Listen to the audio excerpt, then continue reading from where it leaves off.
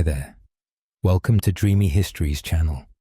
Tonight, we're stepping into a dimly lit medieval bedchamber, where a young bride sits trembling on her wedding night, not from excitement, but from the weight of religious doctrine that's about to dictate every intimate moment of her life. You're about to discover a world where female pleasure wasn't just ignored, it was actively condemned as dangerous, sinful, and a threat to the very fabric of Christian society. And here's the reality check. If you were a woman in medieval Europe, your body wasn't yours, your desires were demonic, and refusing your husband in bed could literally send you to hell. So, before you get comfortable, take a moment to like the video and subscribe, but only if you genuinely enjoy what I do here. I'd love to know where you're listening from tonight. Drop your location and local time in the comments below. Now, let's drift back in time. You find yourself in 12th century France, watching as a 13-year-old girl named Marguerite is dressed in her finest gown, her hair braided with ribbons, preparing for what everyone calls her blessed day. But there's nothing blessed about what's happening here. Her father, a minor lord with mounting debts, has just sealed a deal with a merchant 3 times her age. The contract they're signing isn't about love or companionship. It's a business transaction where Marguerite's virginity and womb are the primary commodities being exchanged. The negotiations have been going on for months. You listen as men discuss her like livestock, evaluating her hips for childbearing potential, her temperament for obedience, her family's fertility record. Her mother, who went through this same process 20 years ago, stands silently in the corner, knowing protest is pointless. The dowry, a combination of gold coins, 3 parcels of land, and a promise of future trade routes, is what really matters here. Marguerite herself hasn't been consulted once. Medieval marriage wasn't about 2 people choosing each other. You're witnessing an economic system where women's bodies served as currency between families. Historians still debate whether any medieval marriages were based on affection, but the evidence overwhelmingly shows that for nobility and merchant classes, love was a dangerous luxury that could disrupt carefully planned alliances. The church, which you might expect to protect women, actually reinforced this system by declaring marriage a sacrament that transformed women from their father's property into their husband's property. You watch as the priest arrives to bless the union.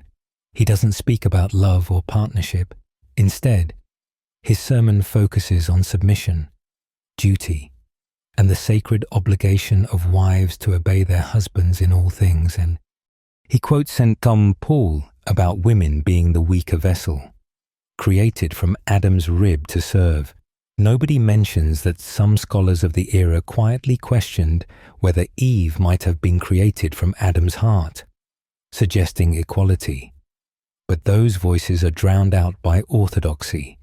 The most chilling part, everyone acts like this is normal, even beautiful. The wedding guests smile and celebrate while Marguerite stands frozen, understanding that tonight she'll be expected to submit to a stranger's desires with no consideration for her own feelings or pleasure. Her virgin blood on the bedsheets tomorrow morning will be displayed as proof of her family's honor and her husband's virility. You're seeing the foundation of a system that will control women's sexuality for centuries. As night falls, Marguerite's new husband leads her to the bedchamber. Her mother's only advice was to lie still and think of bearing sons. Nobody has told her what to actually expect, because discussing female anatomy or pleasure is considered corrupting. She doesn't know that medieval medical texts claim women's wombs can detach and wander around their bodies, causing hysteria, or that some physicians believe female orgasm can curdle a man's seed and create deformed children. These aren't fringe beliefs. They're mainstream medical knowledge that shapes how everyone thinks about women's bodies. You're standing in the shadows of a medieval church confessional, listening to something that would make modern privacy advocates lose their minds. A young wife whispers to her priest about last night's activities with her husband, describing positions, frequency, even her private thoughts during the act. This isn't some bizarre exception. You're witnessing the Church's systematic invasion into the most intimate corners of medieval life. The priest, Father Benedict, takes careful mental notes because he's literally been trained to police the bedroom activities of his entire parish. The rulebook he follows is staggering in its detail. You watch him flip through his penitential manual, a guide that reads like some twisted sexual regulatory code. Sex on Sundays, forbidden. Wednesdays, also banned because Christ was betrayed on a Wednesday. Fridays, absolutely not. That's when Christ died. Saturdays are off limits to honor the Virgin Mary. Feast days, fast days, during Lent, Advent, Pentecost, and basically every religious observance. All forbidden. A woman's menstrual period, unclean. So prohibited. Pregnancy, dangerous to the baby. Breastfeeding, could corrupt the milk. You do the math and realize married couples have maybe 40 days a year when sex is technically allowed. But wait, it gets more invasive, even on those precious few permitted days. The Church has opinions about everything. You must only do it at night, in complete darkness, partially clothed, in the missionary position, without passion, and definitely without enjoying it too much. Oral sex. That's sodomy, punishable by years of penance. Any position besides man on top. Also sodomy, sex while naked. Too lustful, therefore sinful. Some theologians even argue that experiencing too much pleasure during the act, even with your spouse, is a venial sin that requires confession. Father Benedict isn't just making this up for fun. You're looking at centuries of theological development where celibate men created increasingly elaborate rules about something they supposedly never experienced. St. Jerome wrote that a man who loves his wife too passionately is committing adultery with her.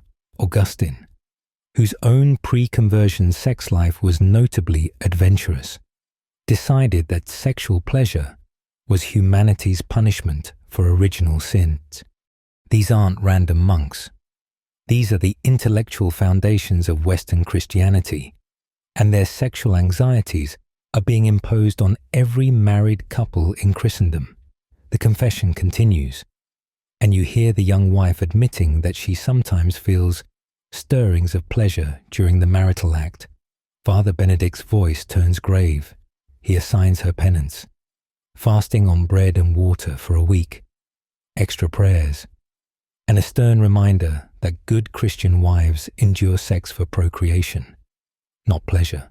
Historians still argue whether priests actually believed women feeling pleasure was spiritually dangerous, or if this was about control. But the effect is the same. Millions of women taught to be ashamed of their own bodies. You follow another parishioner, a merchant's wife named Agnes, who's developed an ingenious system of lies for confession. She's learned exactly what to say to get minimal penance, while hiding that she and her husband regularly break almost every rule. They've discovered that Sunday afternoons, when everyone thinks they're napping after church, provide excellent cover for forbidden daytime encounters, but the guilt eats at her, not because she believes the rules make sense, but because defying the church in medieval society means risking not just your soul, but your social standing. The really perverse part, these same priests who demand such detailed sexual confessions are often breaking their own vows of celibacy. You know about the priest housekeepers who mysteriously have children that look exactly like Father Benedict. Everyone knows. But the hypocrisy is so baked into the system that pointing it out would be more scandalous than the affairs themselves. Medieval court records are full of cases where priests fathered children, kept mistresses, or visited brothels. Yet these same men stand in judgment of married women experiencing pleasure with their lawful husbands. What you're witnessing isn't just religious overreach, it's a systematic attempt to control the most basic human experiences. The Church positioned itself as the mediator between humanity and God, and that included mediating what happened in the marriage bed. Every orgasm required divine approval. Every position needed theological justification, and every moment of pleasure carried the weight of potential damnation. The bedroom wasn't private. It was a battlefield where the Church fought to suppress human nature itself. And women's pleasure was the first casualty. You're sitting in a medieval cathedral during Mass, watching as the priest elevates the host, and behind him looms a massive stained glass window depicting the Virgin Mary in radiant blue, hands folded, eyes downcast, the perfect image of feminine purity. This image repeated in every church, every prayer book, every religious painting is doing more damage to real women than any invading army ever could. You're about to understand how the Church's obsession with Mary's virginity created a psychological torture chamber for every woman trying to live a normal life. The theology is mind-bending when you really examine it. Mary, according to doctrine, conceived without sex, gave birth while remaining a virgin, and stayed virgin forever despite being married to Joseph. She's simultaneously virgin, mother, and wife. 3 states that are literally impossible for actual women to achieve simultaneously, yet she's held up as the model every woman should aspire to. You watch young girls in the congregation staring up at that window, absorbing the message that the only good woman is one who somehow transcends having a body at all. The priest begins his sermon, and you hear him explain that women have 2 choices: be like Mary or be like Eve. There's no middle ground in medieval theology. Eve, the temptress who destroyed paradise, represents all women's dangerous sexuality. Mary, the impossible Virgin Mother, represents what women should strive for but can never achieve. You're witnessing the creation of a no-win scenario that will psychologically torment women for generations. Every sexual feeling makes them Eve. Every attempt at purity falls short of Mary. You notice how this plays out in real time. A young mother in the 3rd pew shifts uncomfortably as the priest extols virginity as the highest state of feminine holiness. She's had 4 children, clearly not a virgin, yet she's supposed to somehow embody virginal purity in her married life. The mental gymnastics required are staggering. She must be sexually available to her husband, or commit the sin of denying him, yet maintain the spiritual purity of a virgin. She must bear children, or be considered a failed woman, yet regret the sexual act that created them. Medieval theologians took this impossibility and ran with it, and you discovered texts arguing that Mary felt no pleasure during conception, no pain during childbirth, no normal human emotions that might sully her perfection. Some writers claim she never menstruated because periods are unclean. Others insist she had no placenta because that would be too bodily, too human. Historians still debate whether medieval people actually believed these biological impossibilities or just pretended to. But the damage to real women's psyches was the same either way.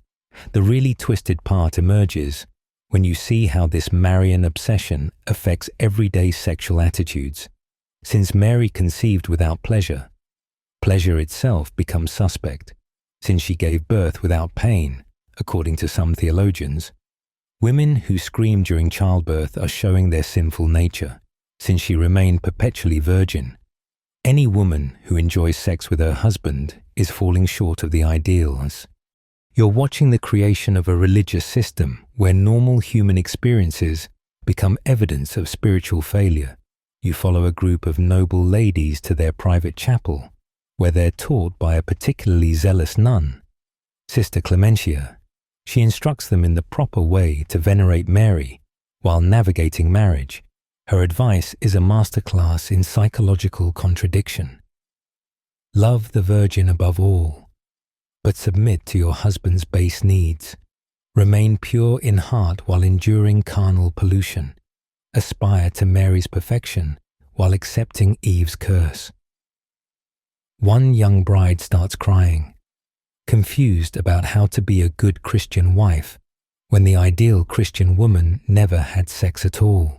The Virgin Mary cult reaches peak absurdity in the popular belief that contemplating Mary during sex can minimize the sin of feeling pleasure.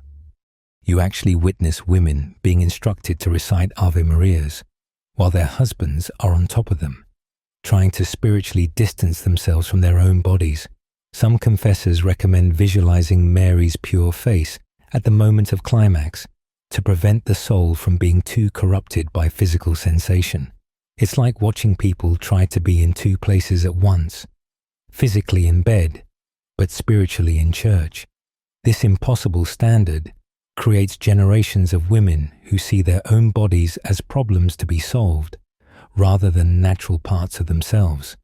The Virgin Mary, intended as a figure of veneration, becomes a weapon used to make normal women feel perpetually inadequate, dirty, and fallen. Every menstrual period reminds them they're not Mary.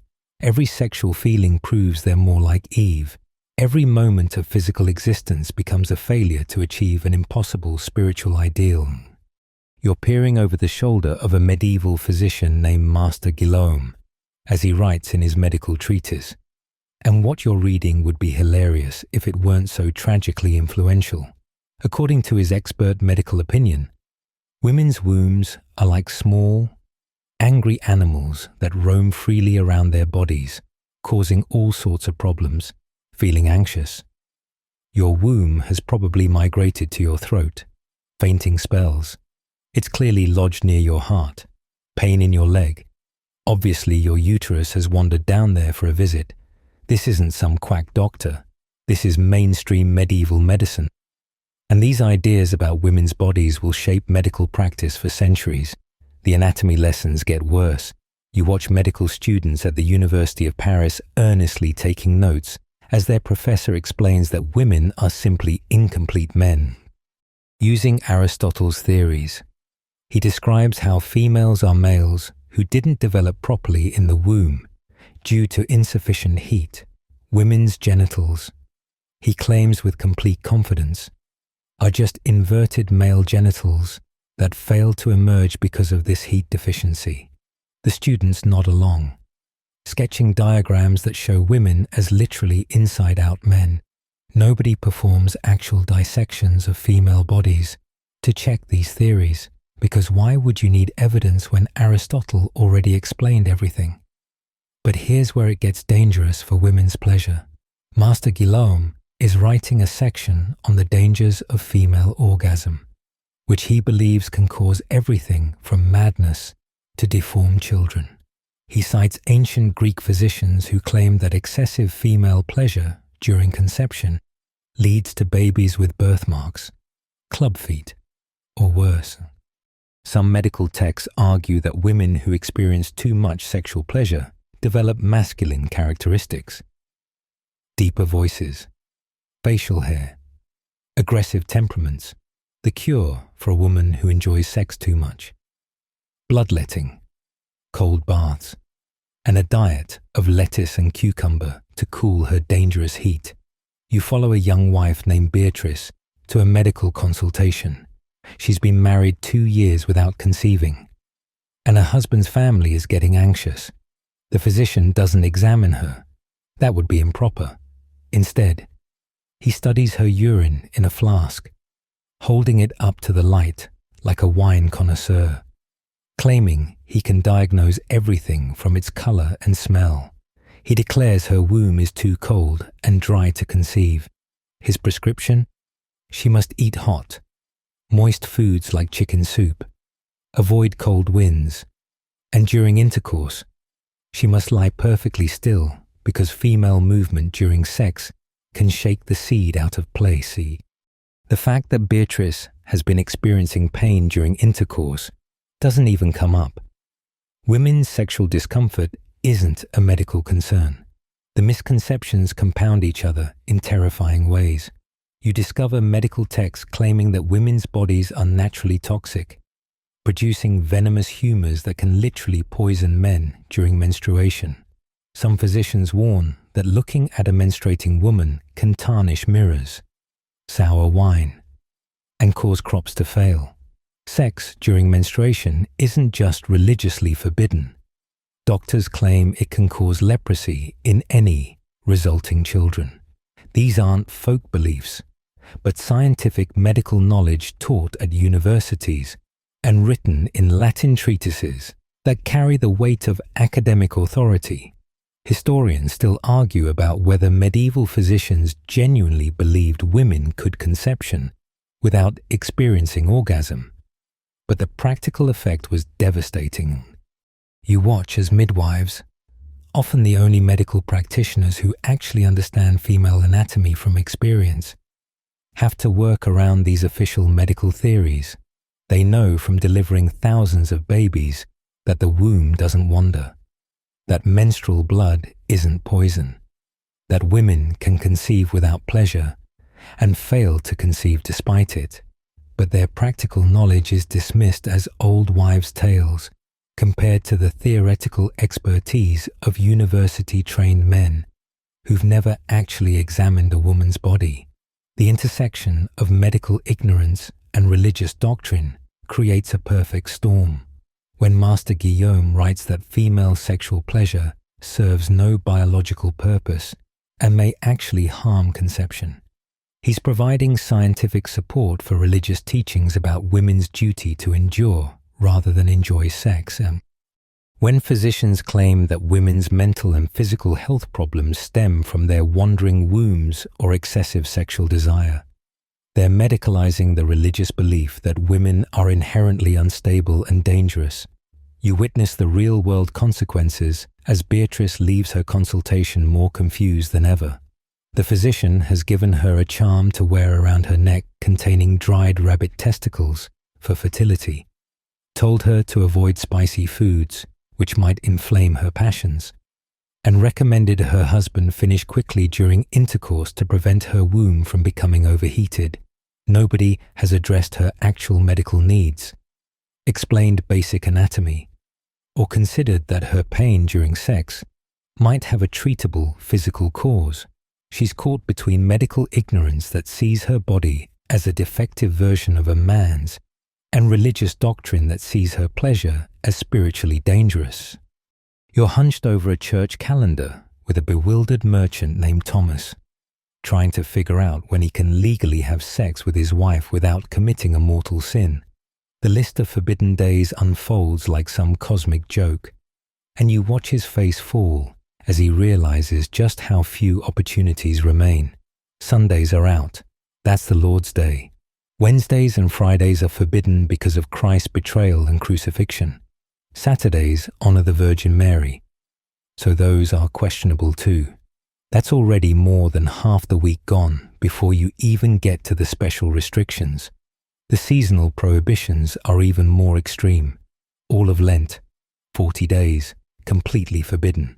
Advent, another 4 weeks of mandatory celibacy.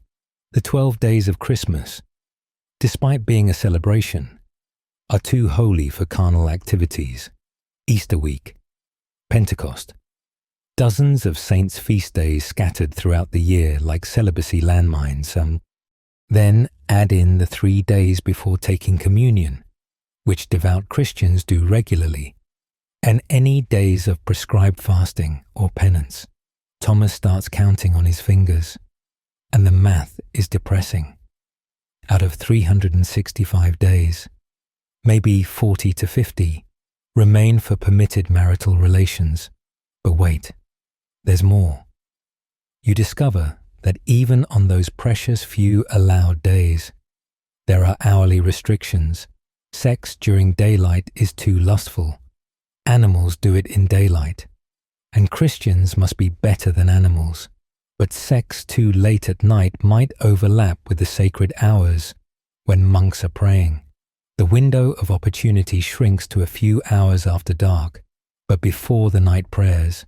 Some theologians argue you should only have sex on Tuesday nights, the least holy time of the week, and only during months without major feast days. The enforcement of these rules varies wildly, which somehow makes it worse. You travel to a rural village where the priest, Father Marcus, is obsessive about calendar compliance. He actually keeps track of which couples take communion too soon after their wedding night, calculating backward to determine if they've broken the 3-day abstinence rule in the next valley over. The priest barely mentions the restrictions, focusing instead on tithes and attendance. This inconsistency means couples never know if they're committing grave sin or just bending rules everyone ignores. You sit in on a theological debate between monks that would be funny if it weren't shaping real people's lives.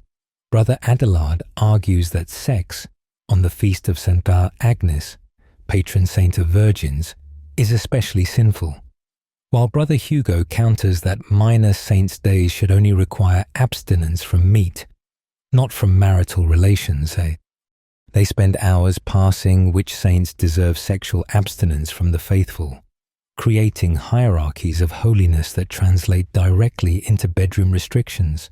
Nobody mentions that Saint Paul actually wrote, "Do not deprive each other except by mutual consent," because that would undermine the entire system.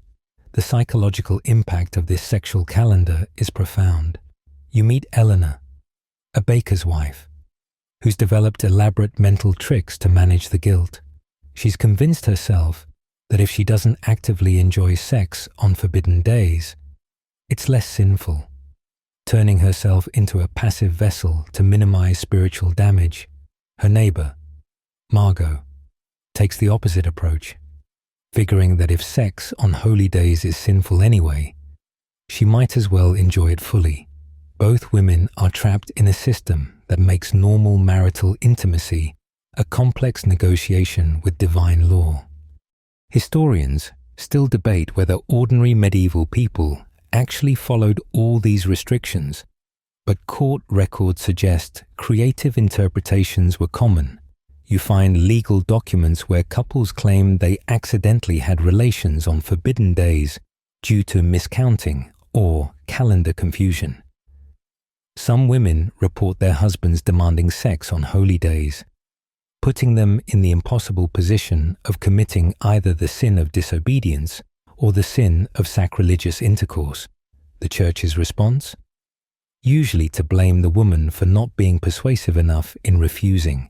The procreation-only principle creates its own absurdities. Once a woman is visibly pregnant, sex serves no procreative purpose, so it becomes sinful. But when exactly does pregnancy become visible enough to mandate abstinence? You watch couples trying to navigate this grey area, with some abstaining the moment they suspect conception, while others claim uncertainty right up until quickening. Menopause presents another theological puzzle.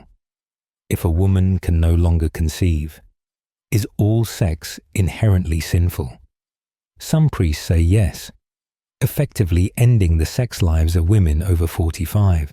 The mathematical impossibility of following all these rules while also fulfilling the command to be fruitful and multiply doesn't seem to bother the theologians.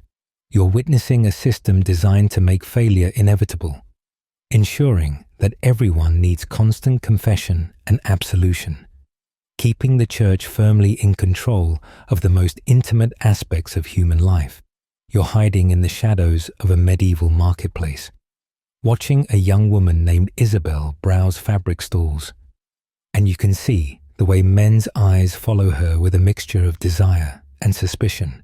She's beautiful, unmarried at 19, practically a spinster, and worst of all, she seems to enjoy life. In the medieval mind, this combination makes her a ticking time bomb of sexual danger that could destroy marriages, corrupt youth, and bring God's wrath upon the entire community. You're about to discover how female pleasure wasn't just discouraged, it was viewed as an active threat to civilization itself. The local priest, Father Jerome, has been preaching about the dangers of women like Isabel for weeks. According to him, a woman who experiences sexual pleasure develops an insatiable appetite that can never be satisfied by one man. He quotes medical authorities who claim that once awakened, female desire grows like a fire, consuming everything in its path. These pleasure-seeking women, he warns, will seduce other women's husbands, corrupt innocent young men, and even turn to witchcraft or demons when human partners can't satisfy their ever-growing needs. The congregation nods along, shooting suspicious glances at any woman who seems too happy. You follow the town gossips as they discuss Isabel's case. Her crime? She was seen laughing too loudly at the harvest festival, dancing with too much enthusiasm, and, most damning, she refused a marriage proposal from the butcher's son, suggesting she's holding out for someone who actually attracts her. This rejection of a financially stable match in favor of personal preference marks her as dangerously willful. Women who choose based on attraction rather than economics are obviously ruled by lust rather than proper Christian submission. The medical theories supporting these fears are absolutely wild. You read treatises claiming that women who experience too much pleasure develop a condition called uterine fury, where their wombs literally burn with unquenchable desire. Symptoms include flushed cheeks, clearly not just excitement or embarrassment. Restlessness couldn't possibly be boredom. And speaking out of turn, obviously not intelligence trying to escape. The cure: marriage to someone who won't excite these dangerous passions, combined with a diet of cold foods and regular bloodletting to drain the excess heat. But here's where it gets really sinister. The belief that female pleasure corrupts society creates a surveillance network where women police each other. You watch as Isabel's own aunt warns her about appearing too eager. When the blacksmith's apprentice talks to her, "Men want wives, not whores," she hisses, explaining that showing any sign of attraction or pleasure marks you as the second category. Good women endure, bad women enjoy. The aunt herself buried these lessons so deep that she genuinely believes the lack of pleasure in her own marriage is evidence of her virtue. The connection between female pleasure and witchcraft accusations is particularly chilling. You discover that women accused of witchcraft often share certain characteristics. They're sexually experienced, widows or women with lovers, economically independent, brewsters, healers, midwives, and worst of all, they seem to enjoy their lives despite not being under direct male control. The Witch Hunter's Manual, the Malleus Maleficarum, explicitly links female sexual pleasure to demonic influence, arguing that the devil targets women through their insatiable carnal appetites. Historians still argue about whether medieval authorities genuinely believed female pleasure threatened social order, or just used this fear as a control mechanism. But the practical effects are undeniable. You see it play out when Isabel finally marries, not the blacksmith's apprentice who made her laugh, but a stern older merchant her father chooses on her wedding night. Her mother's advice is chilling. Never let him see you enjoy it. Men respect wives who endure their duty with dignity. The systematic suppression of female pleasure isn't just about controlling women. It's about maintaining an entire social order built on female submission. You witness a horrifying example when a miller's wife named Catherine is brought before the church court. Her crime? Her husband complained that she was too enthusiastic in bed, suggesting previous experience or unnatural desires. The court treats this as evidence of potential adultery or witchcraft. Catherine's protests that she's simply attracted to her husband are seen as further proof of her dangerous nature.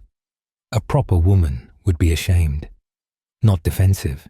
She's sentenced to public penance and mandatory counseling with the priest's wife on proper wifely behavior. The fear of female pleasure creates a twisted logic, where women's options narrow to impossible choices, show too little enthusiasm, and you're failing in your wifely duties, show too much, and you're a dangerous deviant. And the sweet spot, just enough response to make your husband feel virile, but not enough to suggest you're enjoying yourself, requires a level of performance that would exhaust a professional actor. You're watching an entire gender being trained to fake their way through their most intimate moments, all because female pleasure is seen as a gateway to social chaos. You're sitting in a dimly lit chamber where a young bride named Alice is receiving instruction from the parish priest about her upcoming marriage duties. What you're hearing would make modern consent advocates scream, because Father Bernard is explaining the concept of the marital debt, the religious doctrine that makes refusing sex to your husband not just wrong, but a mortal sin that could send you straight to hell, according to church law. From the moment Alice says, "I do," her body becomes her husband's property, available on demand, regardless of her feelings, health, or desires. The theological gymnastics behind this doctrine are breathtaking. Father Bernard quotes St. Paul's letter to the Corinthians. The wife does not have authority over her own body, but the husband does. He conveniently skips the next line where Paul says the same about husbands' bodies belonging to wives, because in practice, this mutual obligation only flows one direction. A man demanding sex is exercising his divine right. A woman demanding sex is a lustful Jezebel. The double standard is so obvious that even Alice, trained in feminine submission, furrows her brow in confusion. You watch as Father Bernard explains the intricate rules of marital debt. A wife can only refuse if she's physically ill to the point of danger, if her husband is drunk and violent, though even this is debatable among theologians, or during the forbidden times you already know about. Headaches don't count, exhaustion from bearing 6 children doesn't count, and being 9 months pregnant barely counts. Some priests argue that sex during late pregnancy is actually required if the husband demands it. Despite the obvious discomfort and medical risks, the enforcement mechanisms are brutal. You follow another woman, Matilda, to confession where she admits to refusing her husband 3 nights in a row because she was still bleeding from a difficult childbirth. The priest assigns her penance, public fasting, extra prayers, and a stern lecture about how her refusal could drive her husband to adultery or worse, making his sin her responsibility. When Matilda timidly mentions that intercourse causes her severe pain, the priest dismisses this as Eve's curse that all women must bear. Her suffering isn't just expected, it's spiritually required. But here's the truly insidious part. The marital debt doctrine specifically separates sex from pleasure. A woman must provide her body, but experiencing enjoyment makes her suspect it. You discover theological debates where monks argue about whether a wife commits sin if she feels pleasure while fulfilling her marital debt. The consensus: passive endurance is virtuous, active participation is questionable, and enthusiasm is definitely sinful. Women are expected to thread an impossible needle, available enough to prevent their husbands from sinning elsewhere, but never so responsive that they seem to be enjoying themselves. The psychological torture this creates is evident in the women's prayer groups you observe. They share strategies for enduring unwanted intercourse, reciting prayers during the act, focusing on household chores that need doing, imagining themselves elsewhere. One woman whispers about pretending to be asleep and letting her husband proceed anyway, technically fulfilling the debt while maintaining some psychological distance. These aren't sex tips. They're survival strategies for women whose bodies have been legally and religiously conscripted into service. Historians still debate how strictly the marital debt was enforced. But court records show its real-world impact. You find cases where husbands literally take their wives to church court for sexual refusal. In one particularly horrifying case, a pregnant woman who refused intercourse due to severe pain was publicly censured and forced to confess her sin before the entire congregation. The message to every woman watching was clear: your body is not your own. And claiming otherwise is rebellion against God Himself. The marital debt doctrine creates a perfect trap when combined with prohibitions on female pleasure. If you refuse sex, you're sinning and endangering your husband's soul. If you engage enthusiastically, you're showing dangerous, lustful tendencies. And if you endure passively, you're a good Christian wife, traumatized, disconnected from your own body, but spiritually pure. You watch as generation after generation of women learn to dissociate during sex, viewing their bodies as unfortunate vessels they're forced to inhabit rather than integral parts of themselves. The debt metaphor itself is revealing. A debt is something you owe, something extracted from you whether you want to pay or not. It frames sex not as mutual pleasure or even mutual duty, but as a one-way transaction where women are perpetually in arrears. Your husband's desire creates an obligation you must immediately fulfill, while your own desires are at best irrelevant and at worst sinful. The entire sexual economy of medieval marriage runs on female compliance and male entitlement, dressed up in religious language that makes resistance not just difficult, but damnable. You're standing in a medieval metalsmith's workshop, watching him craft something that would become one of history's most misunderstood artifacts, a chastity belt. But here's the plot twist that might surprise you. The elaborately locked metal contraptions you see in movies are mostly Victorian fantasy. The real medieval methods of controlling women's sexuality were far more psychological than mechanical, though no less brutal. You're about to discover how the myth of the chastity belt reveals more about male anxiety than historical reality. The smith, Master Heinrich, is actually creating a medical device for a nobleman's wife who suffers from a prolapsed uterus, one of the few legitimate uses for such metal frameworks in medieval times. But the nobleman insists on adding a lock, transforming a therapeutic tool into a symbol of control. You watch Heinrich's discomfort as he realizes what he's really being asked to make. The few genuine medieval references to chastity belts are mostly satirical, mocking the kind of paranoid husband who would resort to such extremes. Yet here's one being commissioned in earnest. Born from a toxic mixture of medical necessity and possessive paranoia, the real chastity belts of medieval times were made of social pressure, religious guilt, and economic dependence. You observe how women's movements are controlled without any metal devices. Noble women can't leave their homes without chaperones. Their daily activities are scheduled and supervised. They're kept illiterate to prevent dangerous ideas from corrupting them. Their social circles are carefully curated to exclude anyone who might encourage independent thought. These invisible chains are far more effective than any lockable underwear could ever be. You follow Lady Margaret, whose husband is leaving for the Crusades. Instead of a chastity belt, he employs a complex system of surveillance. Her confessor is instructed to report any suspicious admissions. Her servants are bribed to watch for male visitors. Her financial accounts are frozen except for household necessities, ensuring she can't travel or entertain without his knowledge. Most effectively, he spreads word that any man who approaches his wife will face violent retribution upon his return. The threat of future violence creates a chastity belt made of fear that follows her everywhere.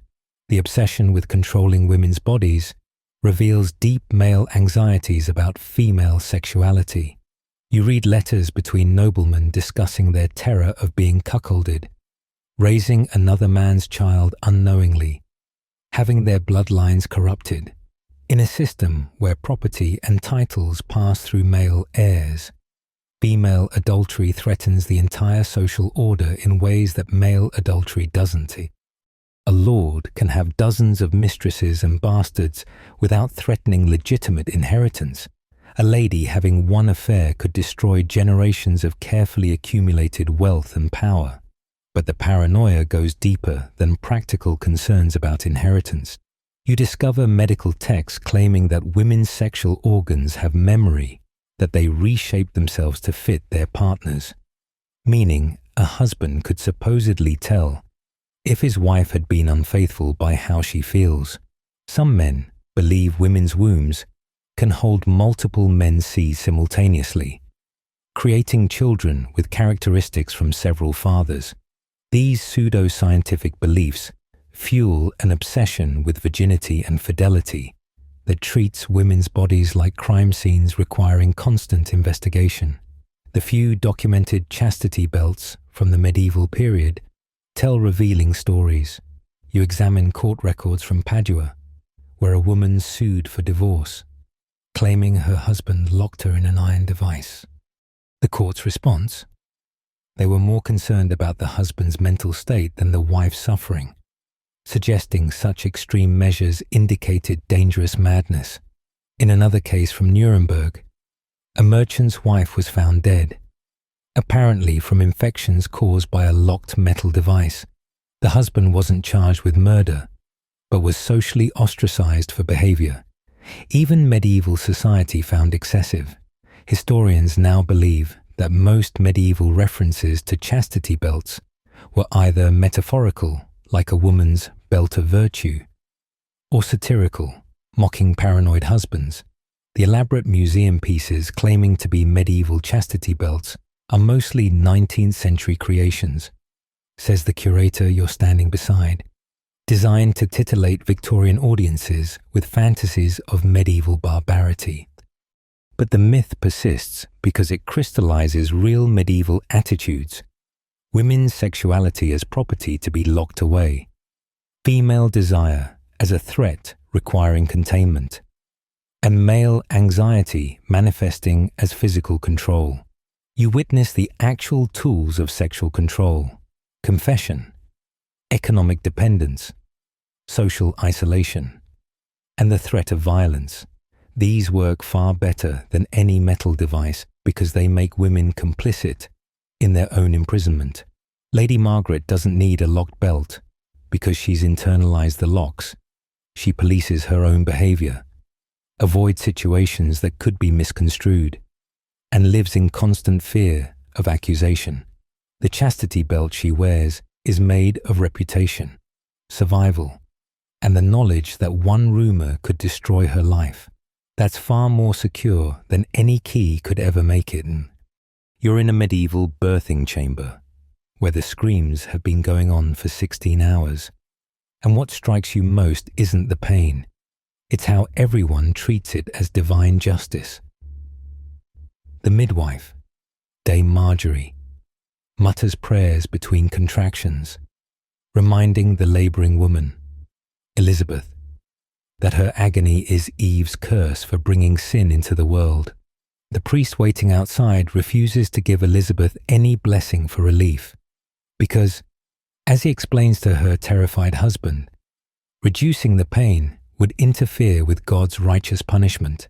You're witnessing how theology transforms childbirth from a natural process into a spiritual trial, where suffering isn't just expected, it's mandatory. The religious framework around childbirth pain is breathtakingly cruel. According to Genesis, God told Eve, "In pain you shall bring forth children," as punishment for eating the forbidden fruit. And medieval theologians took this curse and ran with it, arguing that any attempt to reduce labor pain was literally defying God's will. Some go further, claiming that the amount of pain a woman experiences in childbirth reflects her personal sinfulness. Easy labor? She must be especially virtuous. Agonizing? Prolonged delivery? Clearly, she harbors secret sins or excessive lustful thoughts. You watch Dame Marjorie work, And notice she's walking a dangerous line. She knows herbs that could ease Elizabeth's pain, willow bark for general relief, specific tinctures that relax the womb, but using them too openly could bring accusations of witchcraft or heresy, so she disguises pain relief as spiritual remedies, holy water, that happens to contain mild sedatives, blessed herbs that coincidentally have analgesic properties. The Church tolerates this deception because outright admitting to pain relief would challenge the theological necessity of female suffering. The connection between sexual pleasure and childbirth pain creates a particularly twisted logic. You hear Elizabeth's mother-in-law lecturing her between contractions. The more pleasure she felt during conception, the more pain she deserves during delivery. Some confessors actually interrogate women about their labor experiences, using easy births as evidence of frigidity, good, or agonizing births as proof of lustful conception, requiring penance. Women learn to perform the right amount of suffering. Too little suggests spiritual superiority that threatens male authority. Too much implies shameful sexual enthusiasm. But here's where it gets even darker. The belief that childbirth pain is divine punishment affects medical care in frightening ways. You watch physicians refuse to intervene even in clearly dangerous situations because interfering with God's judgment would be blasphemous. Women with obstructed labor, breech presentations, or other complications suffer needlessly, while doctors debate theology instead of providing help. The few medical texts that discuss pain relief do so in terms of saving the child, not the mother. Her pain is spiritually necessary, but the innocent baby shouldn't suffer for her sins. The psychological impact extends far beyond the birthing chamber. You meet women who've internalized this theology so deeply, they refuse even basic comfort during labor, believing their suffering somehow purifies their children or atones for the sin of sexual pleasure. Others develop elaborate mental frameworks to justify seeking help, claiming they need strength not for themselves but to better serve their husbands and children. The mental gymnastics required to seek basic medical care while maintaining religious orthodoxy would be impressive if they weren't so tragic. Historians still debate whether medieval women truly believed their labor pains were divine punishment, or just publicly performed this belief for social survival. But you discover evidence of resistance in unexpected places. Midwives share coded knowledge about pain management. Disguised as religious ritual, women's prayer circles include suspiciously specific requests for strength during childbirth that sound more like herb recipes than spiritual petitions. Even some progressive theologians quietly argue that Christ's sacrifice should have lifted Eve's curse, though they're careful to voice such opinions only in private correspondence. The birthing chamber reveals medieval Christianity at its most misogynistic, while men's physical suffering, from battlefield wounds, accidents, or illness, is treated as unfortunate events deserving compassion and medical care. Women's reproductive pain is transformed into cosmic justice, and you watch Elizabeth finally deliver a healthy daughter after 20 hours of agony. And instead of celebrating her survival, the priest's first words are about how her suffering has partially cleansed her sinful nature. The new mother, exhausted and traumatized, is expected to thank God for the pain that nearly killed her. The curse of Eve doesn't just affect individual women. It shapes entire medical and religious systems. Advances in obstetric care are delayed by centuries because reducing childbirth pain is seen as thwarting divine will. Women die from treatable complications, while theologians debate whether saving them would interfere with God's judgment. The idea that female suffering serves a spiritual purpose becomes so embedded in Western thought that it persists long after medieval theology fades, affecting how women's pain is treated even in supposedly secular medical contexts. You're witnessing the birth of attitudes that will minimize and dismiss women's suffering for generations to come. You're walking through a medieval village at dawn, following two women from vastly different worlds. Lady Adelheid emerges from the castle, surrounded by servants, her every movement watched and regulated. Meanwhile, Meg the alewife is already hauling water from the well, preparing for a day of brewing, serving customers, and managing her tavern with a freedom that would shock her noble counterpart. You're about to discover how class differences created completely different versions of medieval sexual oppression, both terrible, but in fascinatingly distinct ways. In the castle, Lady Adelheid's sexuality is a political asset managed like a military campaign. Her virginity was verified by multiple witnesses before her wedding. Her marriage bed was blessed and observed to ensure consummation.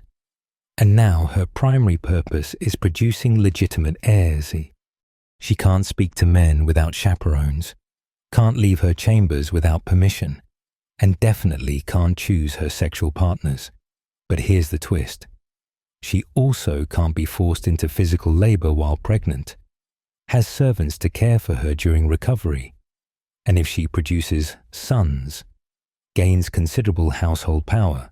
Her sexual oppression comes wrapped in silk and delivered by servants. Down in the village, Meg faces entirely different challenges. Nobody checked her virginity before marriage because nobody cared. Peasant bloodlines don't threaten inheritance systems. She has more freedom of movement, can talk to customers at her tavern, even banter with traveling merchants. But when her husband demands sex after she spent 14 hours brewing ale and serving drunk farmers, she has no servants to take over her duties, no private chambers to retreat to, no theological advisors to argue for rest during pregnancy. Her sexual duty must be performed between endless physical labor, with calloused hands and aching backs. The economic realities create starkly different vulnerabilities. You watch Lady Adelheid negotiate with her husband for separate bedchambers after producing 3 sons, a luxury that gives her significant control over sexual access. She claims religious devotion requires periods of celibacy, and her husband, satisfied with his heirs, grudgingly agrees. Meanwhile, Meg can't refuse her husband without risking violence and has nowhere else to sleep anyway. Their one-room cottage offers no privacy, no escape, no space for sexual negotiation. Economic privilege doesn't eliminate sexual oppression, but it sure provides better tools for managing it. The irony is that peasant women's greater physical freedom makes them more vulnerable to sexual violence, while simultaneously making them seem less pure and therefore less deserving of protection. You witness a traveling merchant grope Meg while she serves ale, and when she complains to the bailiff, he laughs it off. What does she expect? Working in a tavern. But when a young knight merely speaks too familiarly to Lady Adelheid at a feast, it causes a minor scandal requiring formal apologies. Noble women's sexuality is overprotected to the point of imprisonment. Peasant women's sexuality is considered public property. Pregnancy and childbirth reveal more class divisions. Lady Adelheid retreats to special chambers for confinement weeks before birth, attended by midwives and servants. Exempt from all duties including sexual ones, Meg works until labor starts, gives birth attended only by a neighbor, and must return to brewing within days or risk economic disaster. The theological punishment of childbirth pain hits both, but only one can afford the holy herbs that mysteriously ease suffering. Only one has weeks to recover. Only one can hire wet nurses to avoid the sexual restrictions of breastfeeding. Historians debate whether peasant women's relative freedom made their lives better or worse. But you see, it's not that simple. Meg has freedoms Lady Adelheid can't imagine. choosing her own husband from limited options, running her own business, moving through the world without constant surveillance, but she also faces dangers. Lady Adelheid is protected from casual sexual assault, economic sexual coercion, the absolute physical exhaustion that makes sexual duty feel like torture. Neither woman has sexual autonomy, but their cages are built from different materials. The most revealing moments come when these worlds intersect. You watch Lady Adelheid envy Meg's ability to walk alone to market, while Meg envies Lady Adelheid's ability to claim religious celibacy. Neither woman can imagine actually enjoying sex or choosing it freely. Those concepts are so foreign, they don't even form the basis for envy. Instead, they envy each other's methods of avoidance, their different styles of cages, their varying degrees of sexual burden.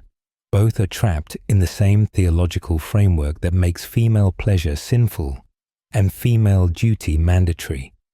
Just with different economic decorations, the class divide in sexual oppression creates a tragic competition where women judge each other instead of recognizing their shared subjugation.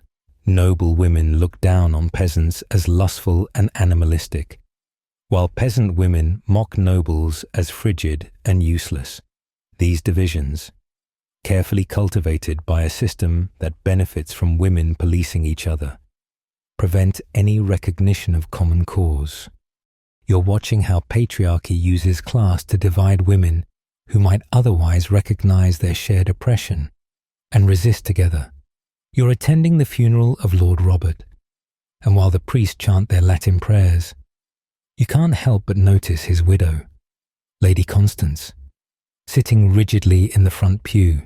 At 32, she's still young, still beautiful, and according to medieval society, now one of the most dangerous creatures in existence, a woman who has experienced sexual pleasure but no longer has a legitimate outlet for it. The fears and restrictions about to descend on her make her previous married life look like freedom. You're about to discover why medieval society treated widows, especially young ones, as walking time bombs of sexual chaos. The theological panic about widows starts immediately, before Lord Robert's body is even cold. Father Thomas is already lecturing Lady Constance about the special spiritual dangers facing widows, and unlike virgins who don't know what they're missing, or wives who have approved outlets, widows have tasted sexual pleasure and now must live without it. According to medieval logic, this makes them insatiably lustful, prone to madness, and likely to corrupt everyone around them. The priest actually quotes St. Jerome, "It is worse to marry than to burn," specifically about widows, implying they should choose eternal celibacy over remarriage. You follow Lady Constance as she navigates her new reality. Within days, her former friends treat her differently. Wives clutch their husbands closer when she enters a room. Mothers shield their sons from her supposedly predatory gaze. She's no longer invited to social gatherings where married couples might be present. Her own brother-in-law suggests she enter a convent for her own protection, which really means for everyone else's protection from her dangerous sexuality. And the speed at which she transforms from respectable wife to social threat is breathtaking. The economic pressures make everything worse. As a widow, Constance actually has more legal rights than she did as a wife. She can own property, make contracts, run businesses, but these freedoms make her even more threatening. A sexually experienced woman with economic independence. Medieval society can barely conceive of a more dangerous combination. You watch local merchants suddenly require male co-signers for transactions they would have handled with her husband alone. The message is clear. Economic freedom must be curtailed to prevent sexual freedom. The remarriage debate reveals deep hypocrisies. While the church officially allows widow remarriage, it's discouraged through intense social pressure. priests preach that truly virtuous widows remain celibate to honor their dead husbands and prepare for heavenly reunion. But here's the catch. Remaining unmarried means living with that dangerous sexual knowledge and no outlet. Some theologians literally argue that widows should pray for early death rather than risk falling into sin. The younger and prettier the widow, the more pressure she faces to either remarry immediately, transferring the danger to a new husband, or join a convent. Removing the danger from society, you discover manuals written specifically about managing widows' dangerous sexuality. The recommendations are mind-boggling. Widows should wear rough clothing to mortify the flesh, sleep on hard surfaces to avoid comfort that might lead to lustful thoughts, fast regularly to weaken bodily desires, and avoid warm baths that might inflame passions. Some texts recommend widows wear their mourning clothes indefinitely, not just to show grief, but to make themselves unattractive and signal their removal from the sexual marketplace. And historians still argue about whether widows really faced more sexual restrictions than wives. But the evidence you're seeing suggests their theoretical freedoms came with practical imprisonment. Lady Constance can technically go where she pleases, but everywhere she goes, she's watched for signs of lustfulness. She can manage her own money, but any generosity toward men is seen as attempted seduction.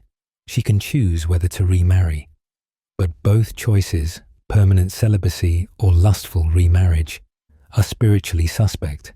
The fear of widow's sexuality creates bizarre social situations. You attend a guild meeting where Master William's widow, Agnes, tries to continue her late husband's cloth trade. Despite her obvious expertise, guild members insist she needs a male overseer for propriety. When she argues this is unnecessary, they question what kind of woman fights so hard for independence. Surely one planning improper activities in her business acumen itself becomes evidence of unfeminine ambition, probably rooted in sexual deviance.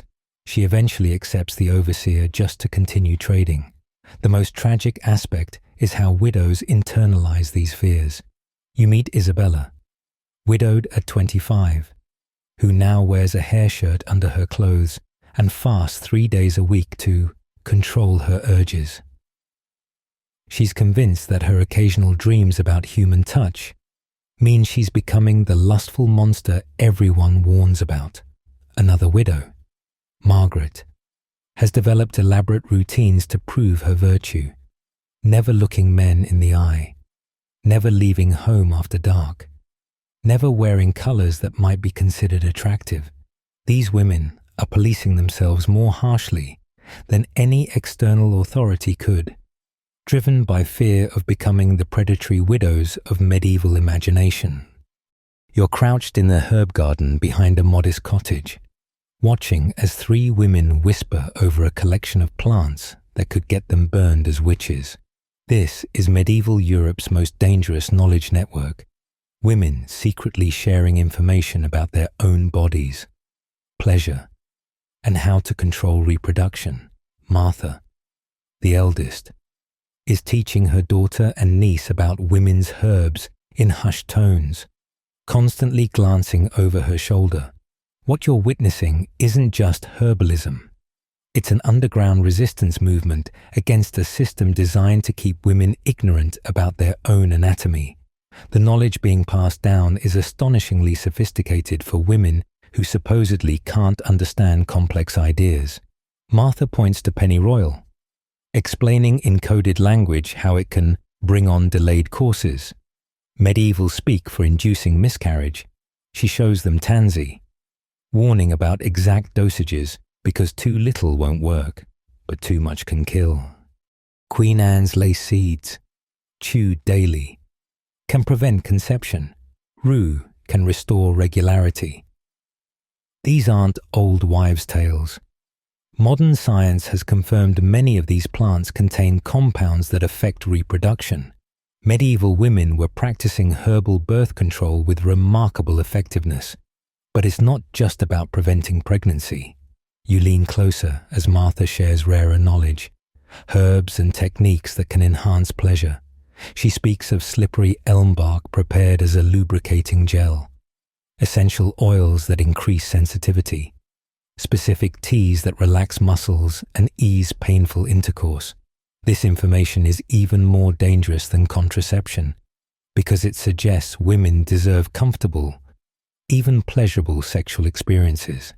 In a world where female pain during sex is considered normal or even virtuous, teaching comfort is revolutionary. The delivery methods for this knowledge are ingeniously disguised. You watch women exchange cooking recipes that are really contraceptive formulas, share prayers for women's troubles that contain coded timing instructions for fertility awareness, pass down remedies for green sickness that actually address sexual dysfunction. They've created an entire parallel language where medical knowledge hides inside domestic acceptability. A discussion of bread that won't rise might actually be about menstrual cycles. Preserving fruits could mean preventing conception. The risks these women take are staggering. If caught sharing this knowledge, they face accusations of witchcraft, particularly if any woman they've helped later miscarries or fails to conceive.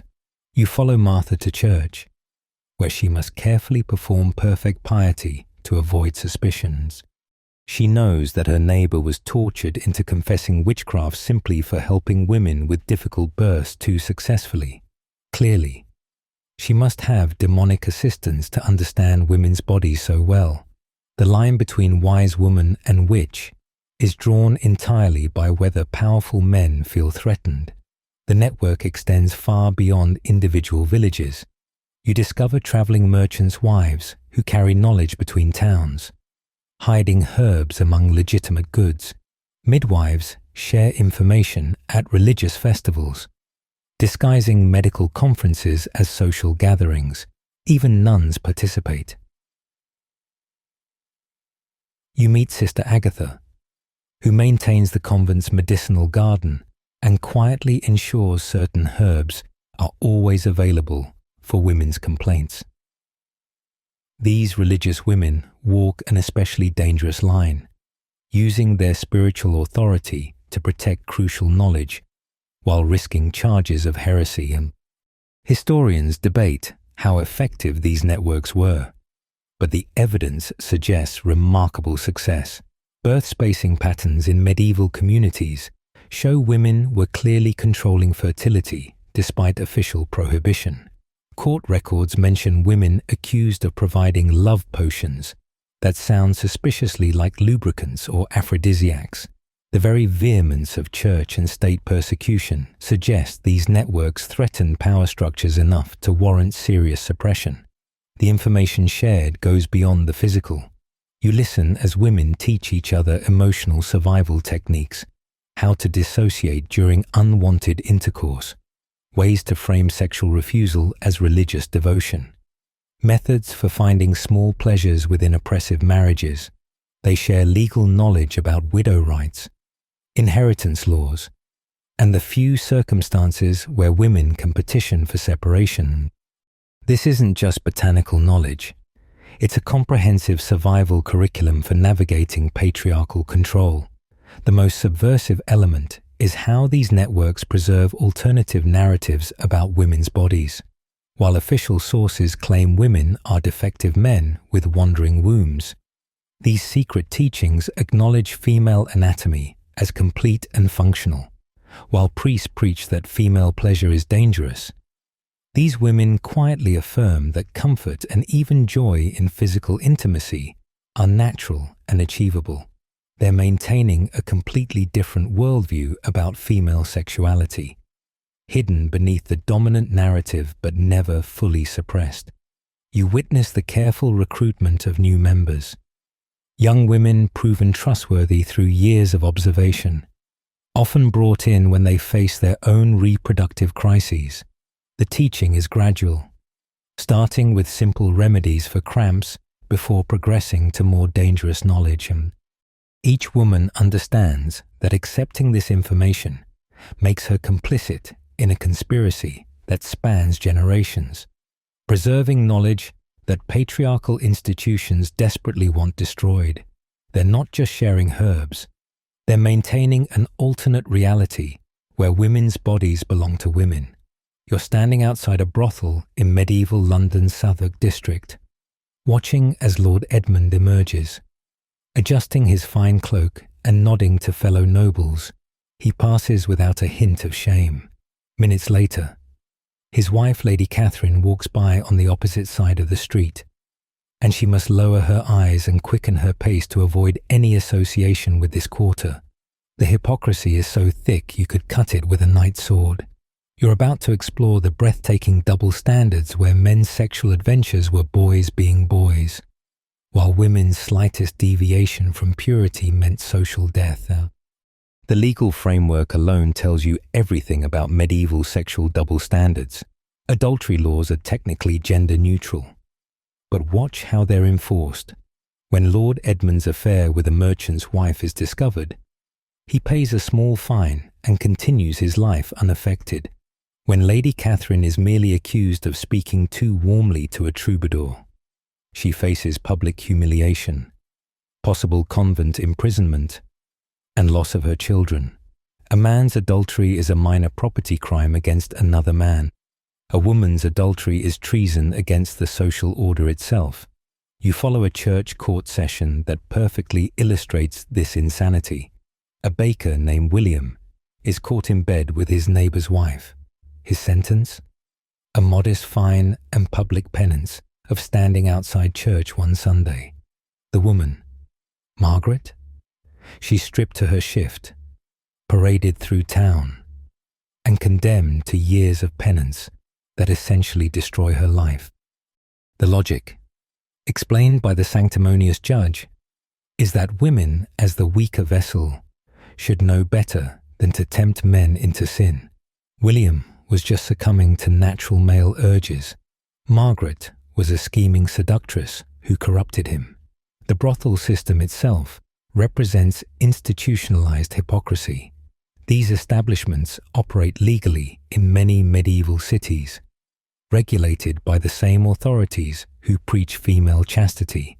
You discover city ordinances that simultaneously license prostitutes and forbid honest women from even walking on the same streets. The message is clear. Male sexuality requires outlets, so some women must be sacrificed to protect the virtue of others. But here's the twist. Many prostitutes are driven to the trade by the very system that condemns them. Often women who lost their virtue through rape or seduction, and now have no other economic options. The male anxiety driving these double standards becomes visible in the elaborate justifications. And you read theological arguments claiming men's sexual desires are stronger and more natural, requiring regular release for health reasons. The same theologians argue that women's desires are weaker, but more dangerous. Men need sex. Women want it.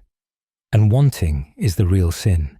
Medieval medical texts support this with theories about how retained semen poisons men while female orgasm serves no purpose. It's a perfect circular logic that makes male pleasure necessary and female pleasure superfluous. You witness the social enforcement of these standards at a noble feast. The men openly joke about their conquests, share tips on seducing serving girls, even compare notes on which brothels offer the best French tricks. Their wives sit silently, pretending not to hear, knowing that showing any knowledge of such matters would mark them as corrupted. When young Lord Henry brags about deflowering 3 virgins this month, he's congratulated on. When Lady Isabel is caught reading a romantic poem, she's lectured about guarding her thoughts from corruption. Historians still debate whether medieval women accepted these double standards or secretly resented them. But you find evidence of both. Some women internalize the hypocrisy so deeply, they police other women more harshly than men do. You meet a merchant's wife who discovers her husband's bastard children and responds by donating to convents for fallen women. never questioning why the men who felled them face no consequences.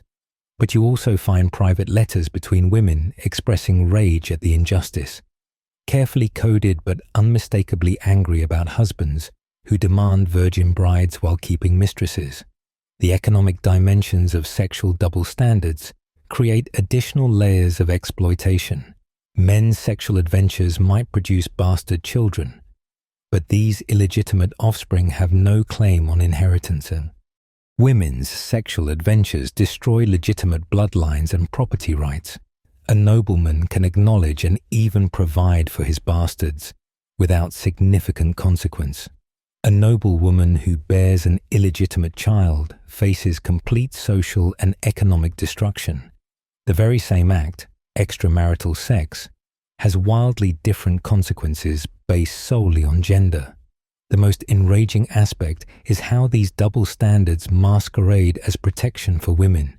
Men claim that strict control of female sexuality protects women's virtue and reputation, but you see how this protection actually creates the very vulnerabilities it claims to prevent, by making female sexual purity the sole measure of women's worth. The system ensures that any deviation, voluntary or forced, destroys women's lives while barely affecting men's. The protectors are the ones creating the danger, then using that danger to justify further control.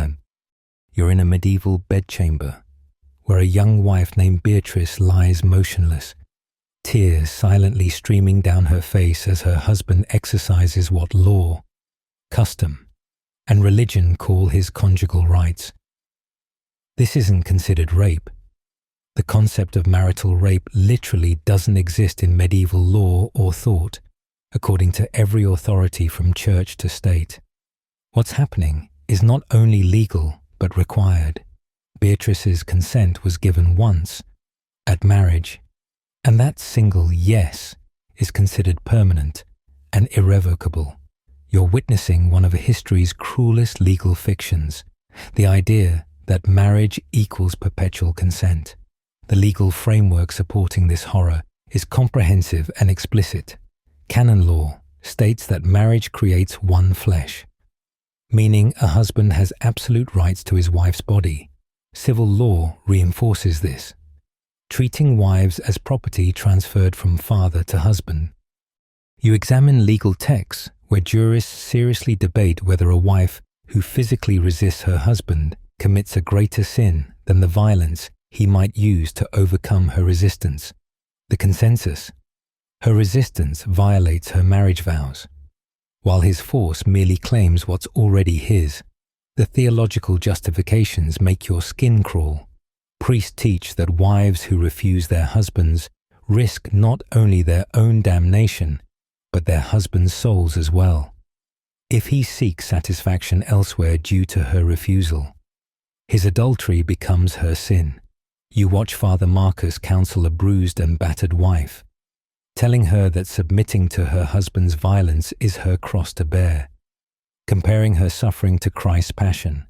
The perversion of religious imagery to justify sexual violence reaches peaks that would be satirical if they weren't so tragically real.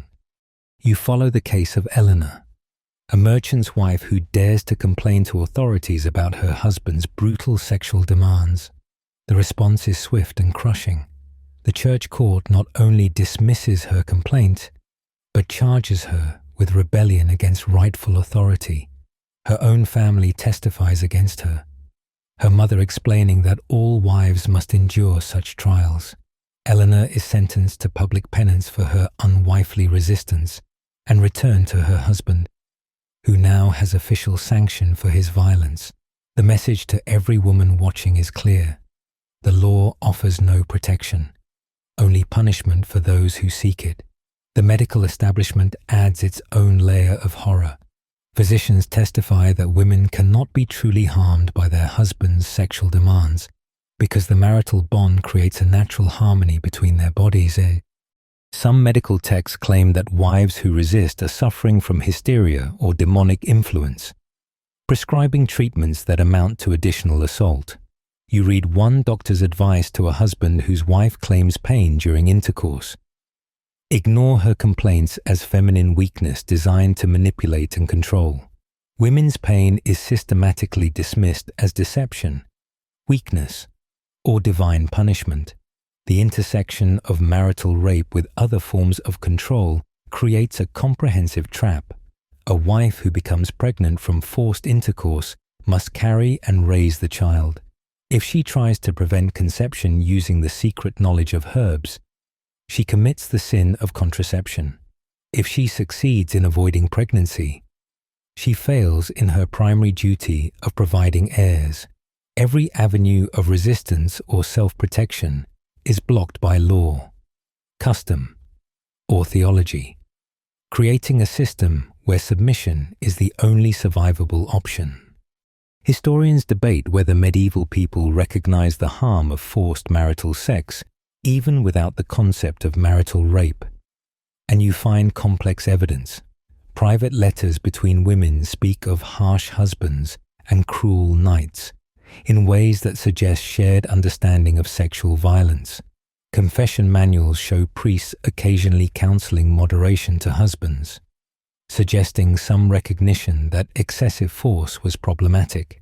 But these mild acknowledgements pale against the overwhelming legal and social endorsement of absolute male sexual rights in marriage. The psychological destruction is evident in women's writings and behaviors.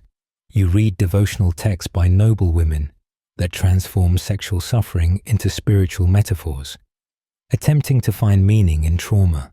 Some women develop mysterious illnesses that confine them to separate chambers, creating physical distance from their husbands through the only acceptable means. Others throw themselves into religious extremes, using excessive piety as a shield against sexual demands. These aren't free choices, but survival strategies within a system that offers no legitimate escape from sexual violence. The most chilling aspect is how normalized this violence becomes. You watch young girls being prepared for marriage, taught that their husband's sexual demands, however violent, painful, or degrading, are not only legal, but holy. Mothers pass down advice on endurance rather than resistance, on dissociation rather than consent. An entire culture collaborates in pretending that marriage transforms rape into duty, that a wedding ceremony permanently erases a woman's right to her own body. The violence isn't hidden or denied. It's sanctified, legalized, and enforced by every institution in medieval society. You're in a scriptorium in late medieval Paris, watching a young woman named Christine de Pizan dip her quill in ink and write words that would have been unthinkable a century earlier. She's arguing that women deserve education, respect, and even, though she must phrase it carefully, consideration in marriage. Around you, the medieval world is starting to crack, just slightly, under pressures that will eventually shatter the system you've been witnessing. The seeds of change are tiny, scattered, and facing enormous resistance, but they're beginning to take root in ways that no amount of religious authority can entirely suppress. The economic changes come first, subtle but profound. The Black Death has killed so many people that labor shortages give even peasant women new bargaining power. You watch Alice, a brewer's widow, negotiate directly with merchants, set her own prices, and build a business that makes her wealthier than many men. She still faces all the old restrictions, but economic necessity forces society to bend its rules. Women like Alice are proving they can manage complex businesses, accumulating wealth that gives them a voice, however small, in their own lives. In the cities, guild widows are fighting to maintain their husbands' businesses, creating legal precedents that acknowledge women's competence. You attend a guild meeting, where Dame Margaret argues that excluding skilled women hurts the entire trade. She doesn't win, but the fact that she's allowed to speak at all represents progress. These women aren't revolutionaries. They carefully frame their arguments in terms of family duty and economic necessity, but they're creating tiny spaces where female capability becomes undeniable. The literary world provides another crack in the system. Christine de Pizan, writing in her chamber, defends women against centuries of misogynistic literature. Her City of Ladies imagines a place where women's virtue and intelligence are celebrated rather than suppressed. You read over her shoulder as she carefully argues that women's supposed inferiority comes from lack of education, not natural deficiency. She must still acknowledge male authority, quote scripture strategically, and avoid direct challenges to marriage laws. But she's planting ideas that will grow in more fertile soil. Religious movements, ironically, provide unexpected avenues for female autonomy. You meet anchoresses and mystics who claim direct communication with God, bypassing male religious authority. Julian of Norwich writes about divine love in feminine terms, subtly challenging the masculine monopoly on spiritual authority. These women must walk incredibly careful lines. Too much independence brings charges of heresy, but their visions and writings create spaces where female spiritual experience matters. The legal system shows tiny shifts that matter enormously to individual women. Some jurisdictions begin recognizing extreme cruelty as grounds for separation, if not divorce. You sit in a court where Lady Jones successfully argues that her husband's violence endangers her life, winning the right to live apart with a portion of her dowry. It's not divorce. She can't remarry, and she faces social ostracism, but she's alive and free from daily brutality. These cases remain rare, but they establish precedents that clever women and sympathetic judges occasionally exploit. Historians debate whether these changes represent real progress or just minor adjustments that ultimately reinforce the system. But you see both happening simultaneously. The cracks are real, but carefully controlled. Women gain economic power, but must exercise it through male proxies. They write brilliant arguments, but must couch them in religious orthodoxy. They escape brutal marriages, but remain legally bound. Every small freedom comes wrapped in conditions that preserve male authority, while allowing just enough flexibility to prevent complete system breakdown. The resistance to change reveals how threatening these small seeds are. You watch church authorities crack down on beguines, independent religious women, forcing them into controlled convents or declaring them heretical. Successful businesswomen face constant challenges to their authority, required to prove their competence repeatedly, while incompetent men coast on assumed capability. Writers like Christine face accusations of unwomanliness, pride, and corrupting influence. Every small step forward provokes fierce backlash, showing how deeply the system depends on female subjugation. But the seeds are planted, and some will grow despite everything. The Renaissance brings new ideas about human dignity that accidentally include women. The Reformation challenges church authority in ways that unexpectedly benefit female literacy. Economic changes continue creating spaces where women's capabilities become undeniable. These medieval women breaking tiny rules, writing careful arguments, and building small freedoms are creating foundations that their great-great-granddaughters will build upon. The change is glacially slow, frustratingly incomplete, and faces constant reversal. Women in 1500 don't have significantly more sexual autonomy than women in 1200, but something has shifted. The absolute certainty that female subjugation is divinely ordained shows cracks. Alternative narratives exist, however marginalized. Some women know that others have successfully challenged the system and survived. The seeds are planted in soil that still seems completely hostile. But seeds have a way of finding cracks in the hardest stone, splitting it open over time with patient persistent growth. As your journey through medieval women's lives comes to a close, let the weight of their stories settle gently into the quiet spaces of approaching sleep. These women, Marguerite, Beatrice, Eleanor, and countless others whose names history forgot, carried burdens we can barely imagine, yet they survived, resisted in small ways, and somehow preserved their humanity within systems designed to crush it.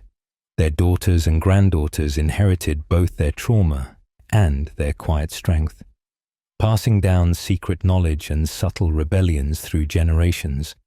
Like seeds waiting centuries for the right conditions to bloom, feel your breathing slow as you return to your own time, your own bed, your own freedoms that would seem miraculous to medieval women. The candlelight of their world fades into the gentle darkness of yours, where pleasure isn't sinful, bodies aren't property, and consent matters, yet their voices echo forward, reminding us that progress isn't inevitable, that freedoms must be guarded, that the seeds of change require patient tending. The herbs in Martha's garden still grow wild somewhere. Christine's words still rest in manuscripts, waiting to inspire. The courage of women who said no, in a world that didn't recognize their right to refuse, still ripples through time. Let their stories become part of your dreams tonight. Not nightmares of oppression, but quiet reminders of resilience, of how even in the darkest systems, human dignity finds ways to persist. Sleep now, carrying their memory gently, knowing that your rest comes in a world they helped create by refusing to let their spirits be completely broken. Sweet dreams, and may you wake to freedoms they could only imagine.